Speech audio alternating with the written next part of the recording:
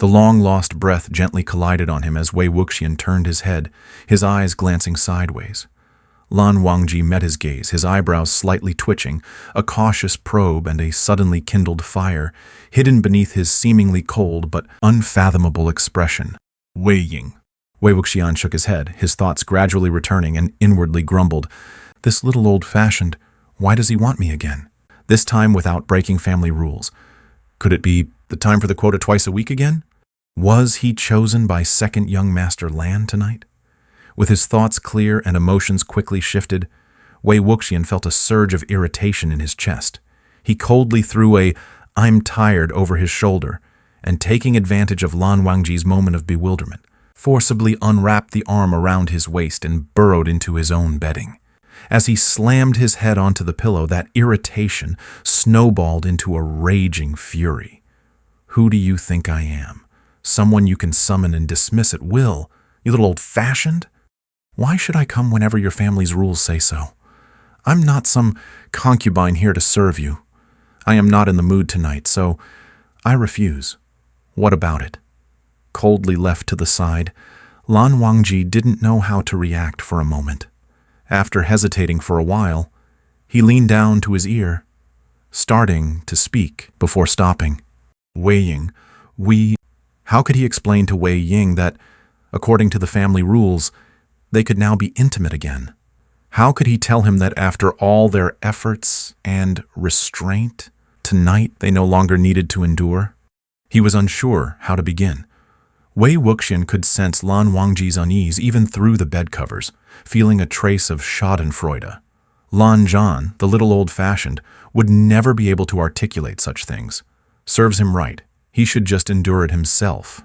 These family rules, created by some Lan ancestor who probably survived on tree bark and grass roots, drank bland broth and read musty, worm-eaten ancient texts, while possibly not even knowing about conjugal life, have always seemed absurdly laughable and utterly antiquated to Wei Wuxian.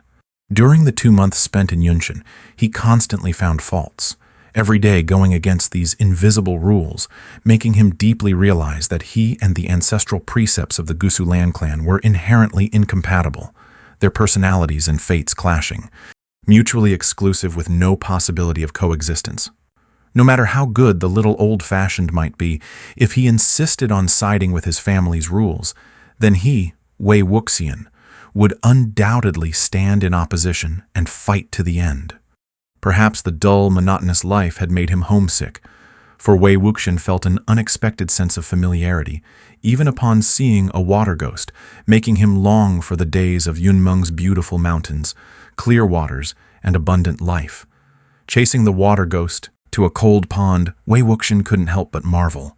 Yunxian can even breed a water ghost in such a tiny bit of water. Could it be that a Lan clan ancestor who wasn't good at swimming accidentally drowned here? The ghost hadn't harmed anyone, and Wei Wuxian didn't intend to destroy it. He simply wanted to catch and play with it. He might inquired about its hometown, wondering if it was from Yunmeng, the place that followed the lakes and waters downstream from Gusu. If he truly encountered a fellow countryman, they could hug each other and cry, venting their mutual feelings of sorrow and adversity in a foreign land. The pond water was as dark as ink, unable to reflect any light, and felt like ice-cold mountain snow water, chilling to the bone. After taking a few steps in the water, Wei Wuxian soon realized the depth was not to be underestimated. He abandoned the murky green depths and instead followed the sound of the water, heading towards the noisy area. Near the pond, the gathered water flowed down, cascading from the cliffside, forming a waterfall. Wei Wuxian moved a few steps to the edge of his vision, and looking down he saw no bottom, only frosty water vapor crashing towards him like ice crystals. The waterfall downstream of the cold spring was indeed extraordinary. Even with just his knees submerged in the water, he felt the cold penetrate his bones, shivering several times despite the clear weather. With one of those shivers, his eye twitched, and he caught a glimpse of a white figure gazing under an ancient pine tree. Just as their gazes intersected, Wei Wuxian turned his head away. Little old-fashioned. How long had he been here? The sound of the flowing water was cold and clear as the two stood still for a moment. Lan Wangji removed his boots and waded towards him. The running water parted his white robes, and the elegant swirling cloud patterns moved gracefully as usual, rising and falling in the dark light of the deep pool.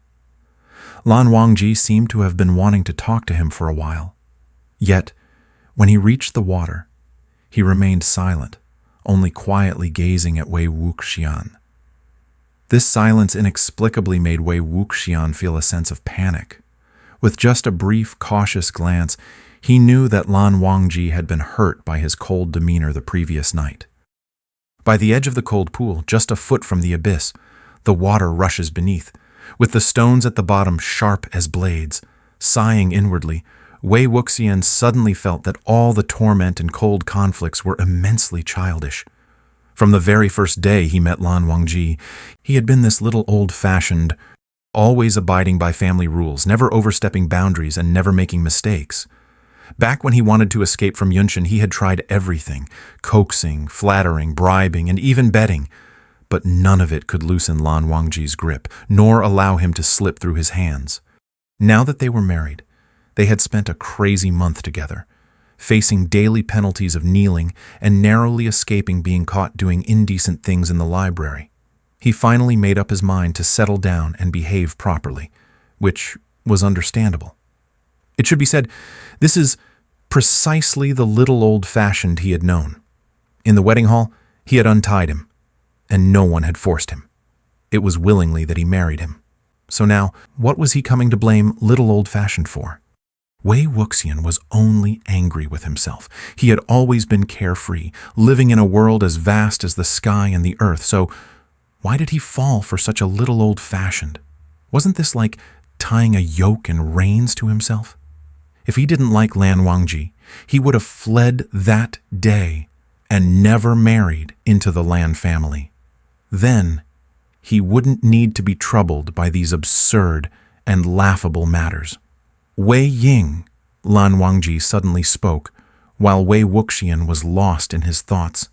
This place is dangerous. You should return to the shore first. Wangxian lifted his foot to splash the water, watching the bubbles burst and vanish into the unseen depths. No need. Let's clear things up right here. Lan Wangji's expression tightened, and his fingers slowly curled up under his sleeve. After a moment, he said, "What do you intend?"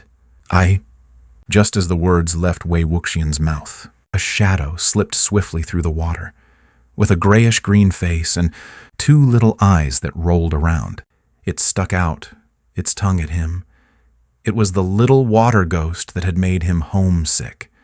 "You little ghost," Wangxian shouted. "Wait!" The little water ghost clung to a large green rock at the edge of the waterfall, splashed by the cascading water. It turned its head and bared its teeth at him before plunging into the depths with a splash. Wangxian dashed forward with outstretched arms. "Ying, be careful!" The rocks at the edge of the waterfall had been smoothed by years of water flow, making them incredibly slippery and difficult to grip.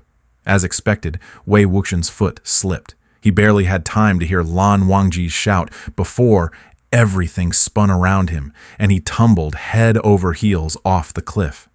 In the haze of the fall, it seemed like a shadowy figure was falling with him. Having grown up playing and roughhousing by the river, with countless skirmishes with Zhang Cheng and the others, Wangxian had plenty of experience falling into water. He had long perfected the skill of entering the water without injury. After falling, he rolled with the momentum underwater to ease the impact. Orienting himself to discern where he was, he kicked his feet and surfaced. Spitting out a few strands of greenish water plants, he looked up towards the waterfall, but Lan Wangji was nowhere to be seen. He couldn't help but think, this is bad. Lan Zhan isn't good in the water. Could he have impulsively jumped in after me? Wangxian dove back underwater, turning around the pitch-black bottom of the pool. Out of the corner of his eye, he spotted a faint white figure. His heart skipped a beat, and he quickly swam over. Grabbing it swiftly, he kicked back towards the surface with all his might. Reaching the shallow water, Wangxian finally got his feet on solid ground. He wrestled the figure out, revealing 4 limbs and a head. Lan Wangji's head emerged from the water, his face pale. He coughed out several mouthfuls of murky water, and, once he caught his breath, pulled Wei Wuxian into his arms. "Wei Ying, are you injured?" Lan Wangji almost checked Wei Wuxian's entire body, finally breathing a slight sigh of relief. Noticing that Wei Wuxian was shivering from the cold, he held Wei Wuxian's hand that had fallen to his waist and pulled him into his embrace.